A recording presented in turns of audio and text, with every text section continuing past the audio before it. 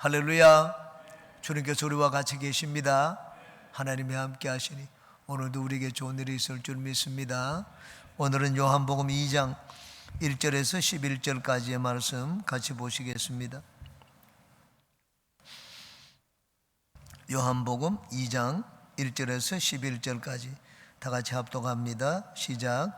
사흘째 되던 날 갈릴리 가나에 혼례가 있어 예수의 어머니도 거기 계시고 예수와 그 제자들도 혼례의 청함을 받았더니 포도주가 떨어진지라.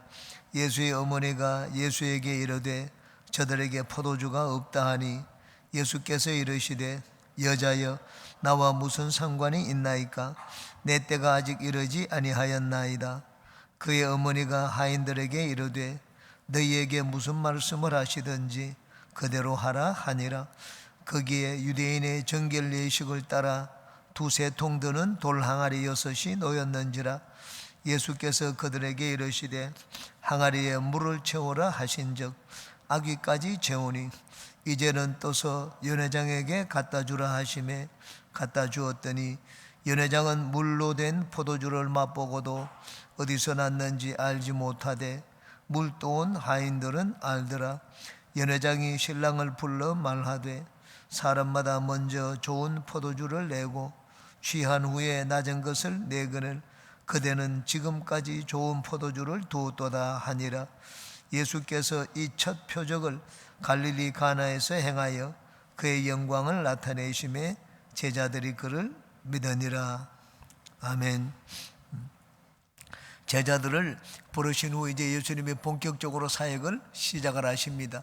공관복음서에는 예수님이 사역을 시작하신 곳이 갈릴리 이 지방 고라신과 베세다 지방이라고 되어 있는데 이 요한복음은 그렇지 않습니다. 요한복음은 이름이 없는 도시입니다. 가나라는 작은 도시입니다. 가나라는 곳에서 예수님의 공생애를 시작하셨음을 보여주고 있습니다. 공관복음에는 가나가 나오지 않습니다. 요한복음에만 가나가 2번 나옵니다. 요한복음에는 예수님이 7번 기적을 행했는데 2번을 이 갈릴리 가나에서 행하셨습니다. 신하의 병을 고친 곳이 가나고 또 여기 제자들을 위해서 물을 포도주로 바꾼 곳이 가나입니다. 가나 혼인잔치에서 물을 포도주로 바꾼 사건은 우리에게 중요한 것을 보여줍니다. 순종의 중요성을 보여주고 예수님의 보혈의 중요성을 보여줍니다. 그리고 표적의 의미가 무엇인지 우리에게 보여주고 있습니다. 표적은 기적과 단순한 기적과 같지 않습니다. 표적이라는 것은 이 기적 가운데 의미가 담겨 있는 기적을 말합니다. 무엇인가를 보여주는 기적을 말합니다. 우리 이 세상에서도 기적을 우리는 보기도 합니다. 그런데 표적은 그렇지 않습니다. 기적 가운데 우리가 특별한 의미를 담겨 있는 기적을 표적이라고 얘기를 합니다. 이제 한 절씩 살펴보고 은혜를 나누겠습니다. 1절에 사흘째 되던 날 갈릴리 가나에 혼례가 있어 예수의 어머니도 거기 계시고 앞에 이틀째 되는 날 2번이나 이틀째 되는 날, 이튿날이라고 했습니다. 그 사흘째 되는 날은 이틀 되는 그 다음 날이냐 24시간 뒤에 날을 말하지를 않습니다. 이게 요한복음에는 한 연극을 하다 보면은 1막 2장 하는 식으로 몇 막 몇 장 하는 식으로 이 무대가 바뀝니다. 사흘째 되는 날 하던 것은 이제 예수님이 유대 지방에 침례를 받고 난 다음에 갈릴리 지방으로 오셔가지고 이제 사흘째 되는 날 꼭 그 사흘을 말하는 것이 아닙니다. 무대가 바뀌었습니다. 제자를 부르던 이 사건에서 이제는 막이 바뀌어가지고 예수님께서 이제는 사역을 행하시는 모습으로 이제 사건이 진행되는 것을 말합니다. 갈릴리 가나에 혼례가 있어. 가나는 조금 전에 예수님이 나다나엘을 부르셨습니다. 제자 나다나엘, 공관복음서에는 바돌로메라고 되어 있습니다. 제자를 부르신 곳인데 그 제자의 고향이 나다나엘입니다. 뒤에 요한복음 21장에 보면은 갈릴리 가나 사람 나다나엘이라고 되어 있습니다. 이제 나다나엘에서 그 제자를 부르고 난 다음에 바로 그곳에서 예수님께서 기적을 보여주셨습니다. 예수의 어머니도 거기 계시고 혼례가 있으면 가까운 사람들은 다 초청합니다. 예수님 어머니 마리아가 그곳에 있는 하인들에게 명령을 했습니다. 그러므로 그 잔치집의 주인과 예수의 어머니 마리아는 상당히 가까웠음을 보여주고 있습니다. 그곳에서 명령을 하니까 하인들이 다 그 말을 들었습니다. 그만큼 이 잔치집과 마리아는 가까운 관계임을 보여주고 있습니다. 2절에 예수와 그 제자들도 혼례의 청함을 받았더니 어머니 마리아와 함께 그 예수님도 그 집에 초청을 받았습니다. 그런데 예수님은 제자들이 있었습니다. 제자들도 같이 그곳에 초청을 받았습니다. 3절에 포도주가 떨어진지라 예수의 어머니가 예수에게 이르되 저들에게 포도주가 없다 하니, 이 건동 지방은 이 땅이 석회로 되어 있습니다. 석회암이 많습니다. 석회암이 많기 때문에 그 석회암에 있는 물을 먹으면 결석이 생깁니다. 그래서 여기에는 맥주라든가 포도주를 식사를 할 때 같이 음료로 마셨습니다. 그 잔치집에 또 포도주는 기분도 좋게 하니까 빠지지 않는 것이 포도주였습니다. 아마 손님이 많이 왔던 것 같습니다. 예수님의 제자들까지 왔으니 뭐 손님이 생각보다 많이 왔던 것 같습니다. 그래서 포도주가 일찍 떨어졌습니다. 예수의 어머니가 예수에게 이르되 저들에게 포도주가 없다 하니, 예수의 어머니는 이 가정에 문제가 생겼을 때, 가까운 가정입니다. 마리아가 이 문제를 어떻게 해결하면 좋을지 해결 방법을 잘 알고 있었습니다. 누구에게 빨리 돈을 주고 가서 포도주를 사오라 그렇게 하지 않았습니다. 예수님에게 이 문제를 이야기했습니다. 저들에게 포도주로 떨어졌다. 왜 예수님에게 이야기했겠습니까? 막 걱정거리가 되어가지고 걱정을 서로 나눈 것이 아닙니다. 어머니는 이 문제 해결의 길이 어디 있는지 잘 알고 있었습니다. 그 아들 예수님에게 말하면 이 문제가 해결된다는 것을 알고 있었습니다. 그러므로 예수님은 공생애가 시작되어 가지고 비로소 기적을 행하는 것이 아닙니다. 이전에도 어머니 마리아는 예수님이 누구신지 알고 있었습니다. 예수님이 기적을 행하는 것을 보고 처음에서 알고 있었습니다. 그래서 예수님께 얘기하면 이 문제는 해결된다 그렇게 생각을 해서 예수님께 말씀을 들었습니다. 우리도 마찬가지입니다. 우리 인생에 문제가 생겼을 때 여러분 어디 가서 뭐 돈이 문제를 해결해 주는 것이 아닙니다. 저 사람에게 얘기하면 문제를 해결해 줄 것 같은가? 그렇지 않습니다. 내 삶의 문제를 해결해 줄 수 있는 분은 예수님입니다. 어머니는 이 문제 해결책이 어디 있는지 잘 알고 있었습니다. 우리도 마찬가지로 인생에 진짜 낭패를 만나거나 문제가 생겼을 때 예수님을 찾아야 됩니다. 예수님을 찾으면 우리 삶의 문제는 해결이 됩니다. 4절 예수께서 이르시되 여자여 나와 무슨 상관이 있나이까? 내 때가 아직 이르지 아니하였나이다. 예수께서 이르시되 여자여라고 했습니다. 이 여자여라는 말은 여인을 존경해서 높여서 부르는 말입니다. 우리도 어머님을 부를 때 여사여, 저희 어머님은 이 성이 조씨입니다. 그래서 우리 자녀들을 가끔씩 부를 때 조여사님 이렇게 부르기도 합니다. 어머니를 부를 때 이 어머니라고 하지 않고 예수님이 여사여라는 그런 명칭으로 어머니를 불렀습니다. 나와 무슨 상관이 있나이까? 이 정확하게 말하는 이 일이 당신과 나하고 무슨 상관이 있나이까? 라는 말입니다. 어머니에게는 무슨 상관이 있으며 물이 떨어졌는데 주인이 아니지 않습니까? 혼인 잔치집이 주인이 아닌데 뭐 무슨 상관이 있길래 그런 염려를 하느냐? 그 말입니다. 또 예수님하고는 무슨 상관이 있나이까? 그렇게 말씀을 했습니다. 내 때가 아직 이르지 아니하였나이다. 이게 내 때가 이르지 아니하였나이다. 이 일이 왜 포도주를 찾습니까? 내 때가 아직 이르지 아니하였는데 내 때를 우리는 잘 이해를 해야 됩니다. 이 내 때는 예수님의 공생의 때가 아닙니다. 예수님의 공생애는 침례를 받은 것과 함께 시작되었습니다. 예수님이 이미 침례를 받았습니다. 제자들도 부르셨습니다. 그런데 여기 내 때는 어떤 때를 말하느냐? 예수님이 십자가에 달릴 때를 말합니다. 요한복음에는 이 때가 이르지 않았다, 내 때가 이제 이르렀다, 이런 표현이 여러 번 나옵니다. 요한복음 7장 8절에 너희는 명절에 올라가라, 내 때가 아직 차지 못하였으니 나는 이 명절에 아직 올라가지 아니하노라. 7장 30절 그들이 예수를 잡고자 하나 손을 대는 자가 없으니 이는 그의 때가 아직 이르지 아니하였음이로라. 8장 20절 이 말씀은 성전에서 가르치실 때의 헌금함 앞에서 하셨으나 잡는 사람이 없으니 이는 그의 때가 아직 이르지 아니하였음이로라. 요한복음 12장 23절 예수께서 대답하여 이르시되 인자가 영광을 받을 때가 얻을 때가 왔도다. 13장 1절 유월절 전에 예수께서 자기가 세상을 떠나 아버지께로 돌아가실 때가 이런 줄 아시고 세상에 있는 자기 사람들을 사랑하시되 끝까지 사랑하시니라. 17장 1절 예수께서 이 말씀을 하시고 눈을 들어 하늘을 우러러 이르시되 아버지여 때가 이르러 사오니 아들을 영화롭게 하사 아들로 아버지를 영화롭게 하게 하옵소서. 요한복음에는 때는 항상 예수님의 십자가 달리실 때를 말합니다.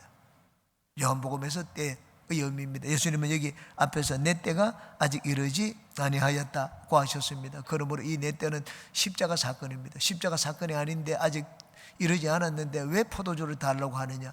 예수님은 이 말씀을 이 포도주를 어떤 의미로 생각을 했는가? 예수님은 성찬 때 마지막 만찬을 제자들과 함께 지내면서 그들에게 포도주를 나눠줄 것을, 예수님의 피를 나눠줄 것을 생각하고 이 말씀을 하셨습니다. 어머니 마리아는 이 말씀의 의미를 알아들었느냐? 알아듣지는 못했습니다. 요한복음에 보면 항상 예수님의 관심은 항상 영적인 것입니다. 예수님의 관심은 영적인 것인데 예수님과 대화하는 사람들은 항상 세상적인 것을 가지고 예수님께 질문을 하고 대화하는 내용이 나옵니다. 수가성 우물가 여인 4장에도 보면은 여인이 우물물 마시는 물을 얘기합니다. 그런데 예수님은 그 우물물을 말씀하지 않았습니다.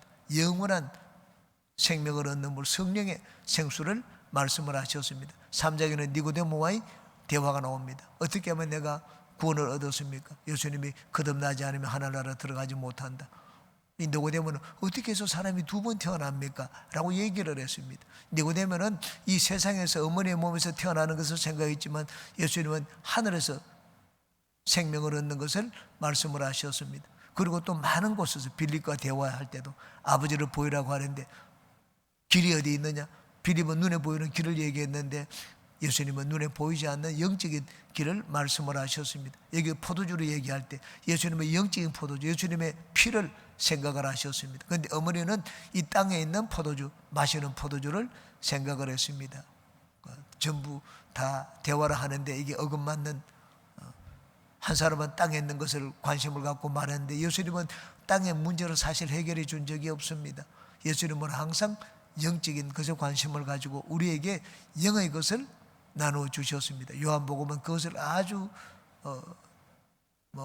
너무 철저하게 우리에게 그 둘의 관계를 보여주고 있습니다. 그러므로 여기 예수님이 내 때가 이르지 않았는데 왜 벌써 포도주를 찾느냐?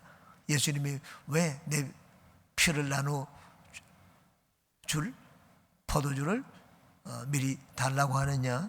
그렇게 말씀을 하셨습니다. 예수님의 관심이 바로 영적인 것이고 이 땅의 사람들은 땅의 것에 관심을 가지고 말하는 것을 보여주고 있습니다. 5절 그 어머니가 하인들에게 이르되 너희에게 무슨 말씀을 하시든지 그대로 하라 하니라. 어머니는 예수님께 말씀을 하셨기 때문에 예수님이 이런 말씀을 하셨어도 예수님이 들어주실 것을 알고 있었습니다. 그래서 하인들에게 지시를 합니다. 예수님 어머니 마리아는 그 잔치집에 하인들에게 말을 할 수 있도록 그 잔치집 혼주와 가까운 관계였습니다. 하인들도 잘 알고 있었습니다.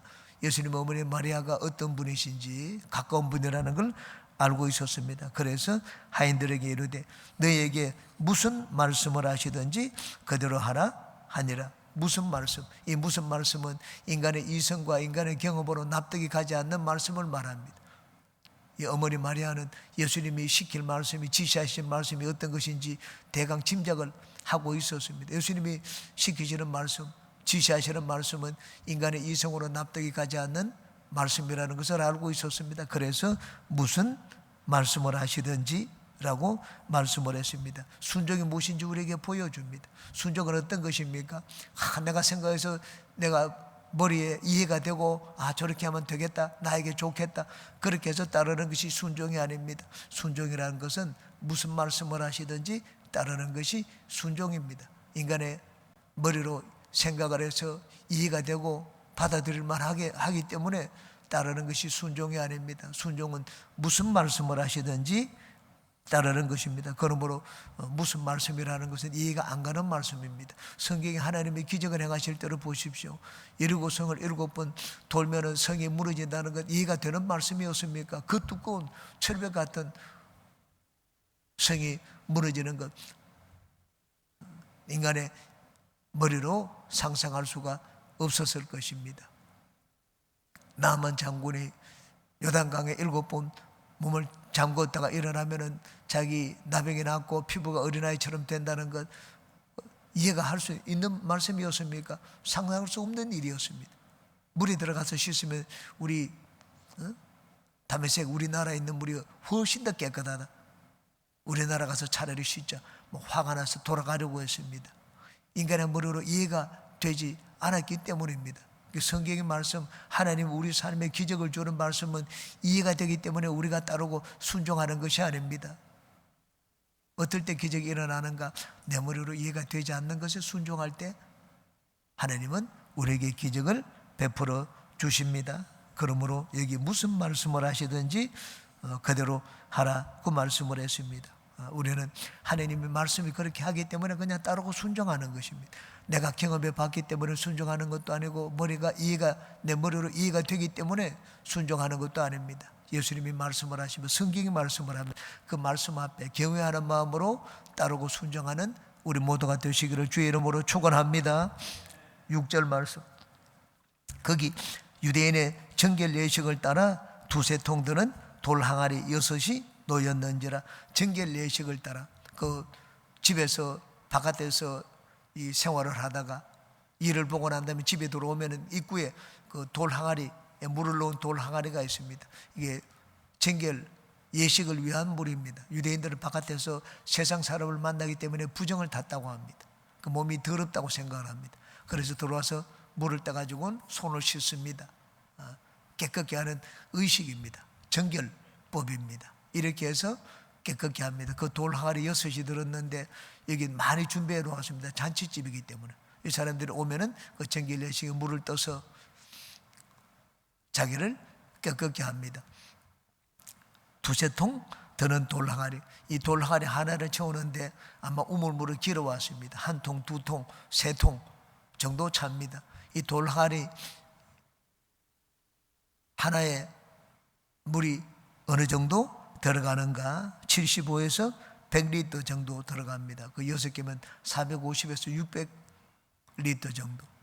우리 생수통 큰 거 하나가 20리터지 않습니까?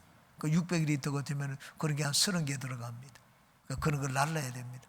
우물을 길어서 한 번에 그 양쪽에 지고 오더라도 7번, 8번 이렇게 날라야 됩니다. 물을 퍼가지고 날라야 되니까는 여러분 7, 8번 나르면 시간이 얼마나 걸리겠습니까? 한번 퍼가지고 나르는데 5분 걸린다고 해도 30분, 40분은 걸릴 것입니다. 지금 포도주가 떨어져서 포도주를 찾는데 예수님 시키는 대로 해서 뭔가 공급해 주려면 시간이 많이 걸립니다. 적어도 30분, 40분이 걸립니다. 그래서 이들은 막 이마에 땀이 나도록 하인들이 일을 했을 것입니다. 예수님은 그 모습을 가만히 보셨습니다. 7절에 예수께서 그들에게 이르시되 항아리에 물을 채우라 하신즉 아귀까지 채우니. 항아리에 물을 채우라, 이게 무슨 말씀을 하시든지 라고 했는데 이게 바로 무슨 말씀입니다. 이해가 가지 않는 말씀이었습니다. 포도주를 찾는데 왜 물을 채우라고 하십니까? 따질 수가 있고 물어볼 수 있는 말이었지만 하인들은 그냥 그걸 묻지 않았습니다. 그냥 하라는 대로 물을 채우라고 하니까 물을 채웠습니다.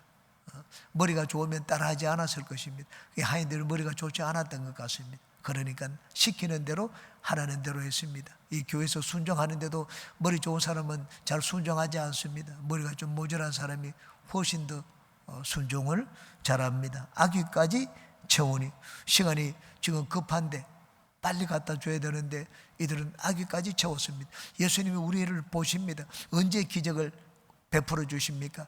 하나님 우리에게 기적을 베풀어 주시는 것은 마지막 순간입니다. 아기까지 채우고 중간에 내가 이쯤 했으니까 이만하면 되지 않았습니까? 그렇게 하지 않았습니다. 예수님은 아기까지 채우는 것을 보셨습니다. 하나님이 기적을 베푸실 때는 항상 하나님 기적이 일어나는 순간은 마지막 순간입니다.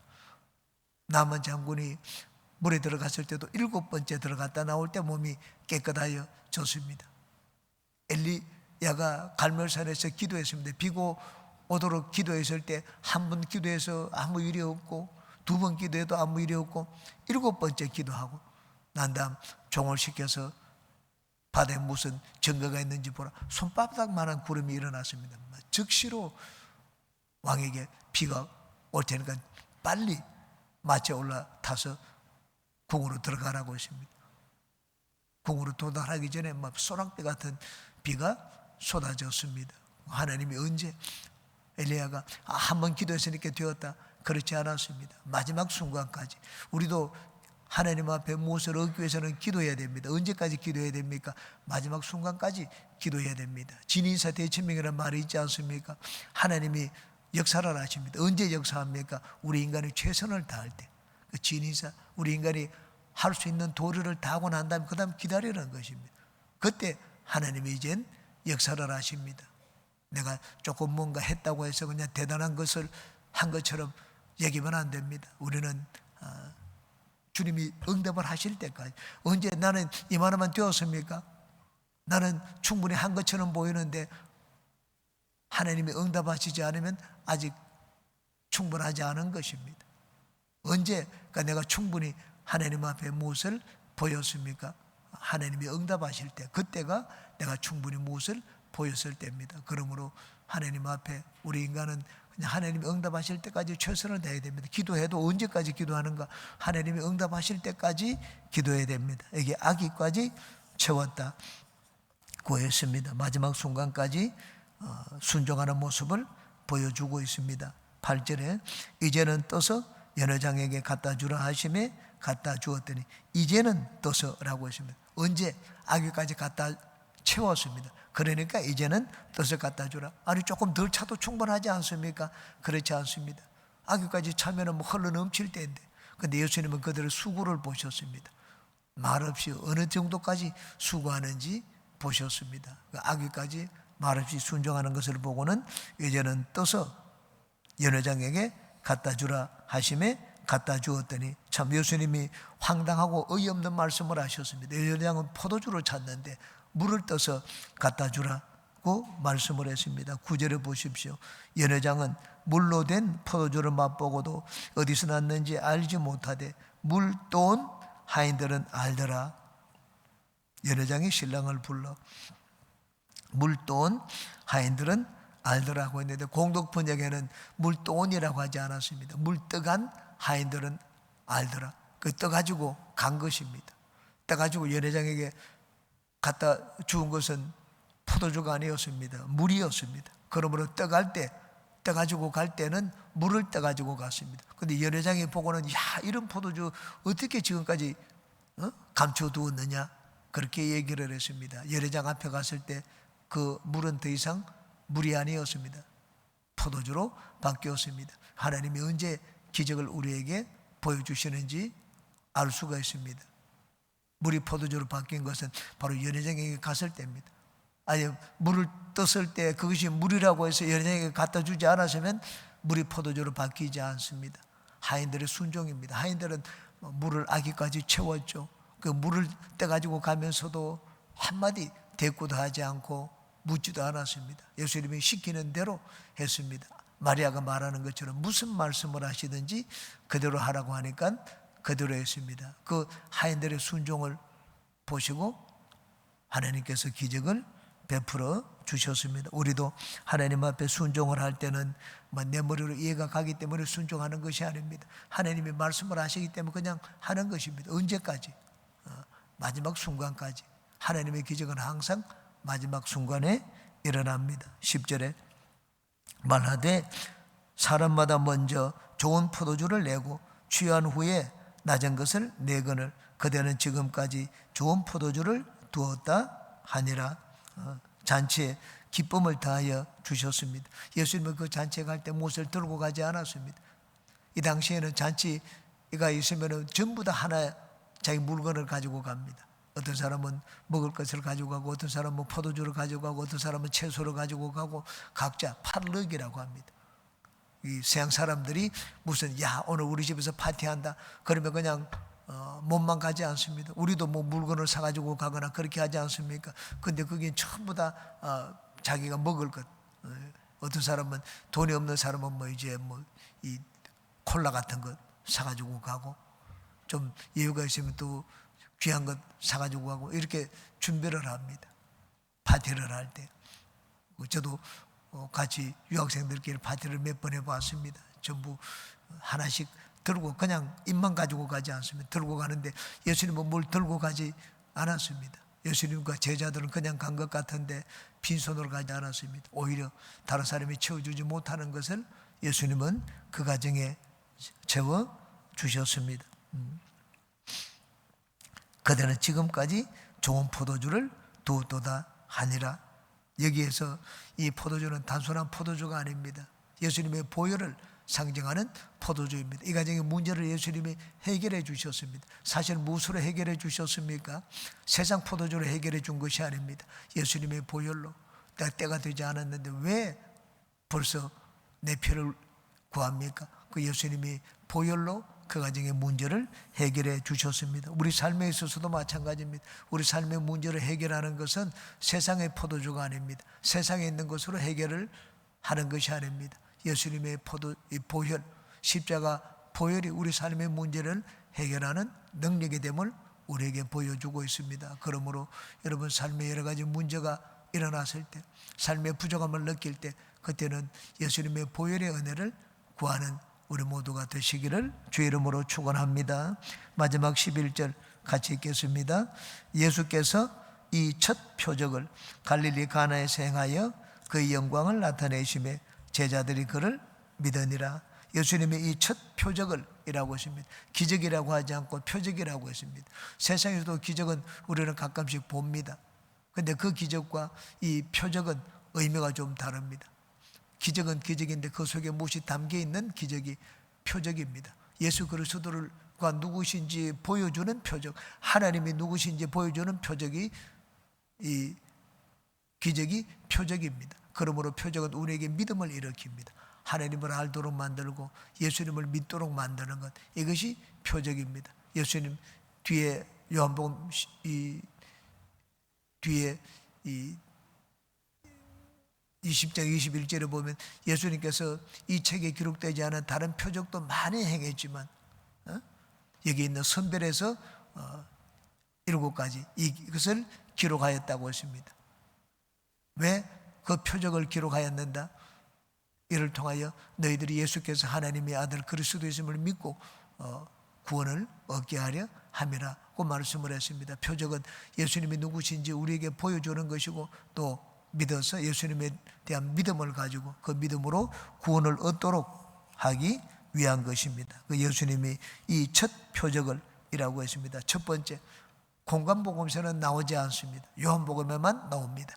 이것도 이제 갈릴리 많은 사람들이 모이는 그 갈릴리 이 해변가에서 행하신 표적이 아니라 가나, 조그마한 도시 가나에서 행하신 표적입니다. 거기서 첫 번째 표적을 행했습니다. 그 영광을 나타내심에 제자들이 그를 믿으니라.